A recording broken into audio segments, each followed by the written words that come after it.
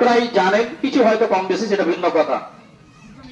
আর একটা আপনাদের বলি যে ইব্রাহিম আলাইহিস সালাতু ওয়াস সালাম কত ত্যাগ করেছেন জানেন? যে প্রায় 80 থেকে 90 বছরে একটা সন্তান পেয়েছিল যার নাম ইসমাইল। আর একটা তার সন্তান আছে যার নাম ইসহাক হয়েছিল সারার পেট থেকে, এটা পরে হয়েছিল। তো দুইজনকে দুই জায়গাতে রাখা হলো আল্লাহর হুকুম। হাজেরাকে আল্লাহর হুকুমে রাখা হলো মক্কা নগরীতে তার সন্তান ইসমাইলকে নিয়ে, আর সারাকে তার সন্তানকে ইসহাককে নিয়ে রাখা হলো একবার জেরুজালেম ফিলিস্তিন লগ্ন জায়গাতে, ওই ধরনের জায়গাতে দুইজনকে রাখা হলো। প্রায় দূরত্ব অনেক, এই 1300 প্লাস এতটা কিলোমিটার দূরে দুইজনকে রাখা হলো। একটা ফ্যামিলিরই দুইজন স্ত্রীর পুত্রকে সঙ্গে করে দুই জায়গাতে রাখা হলো।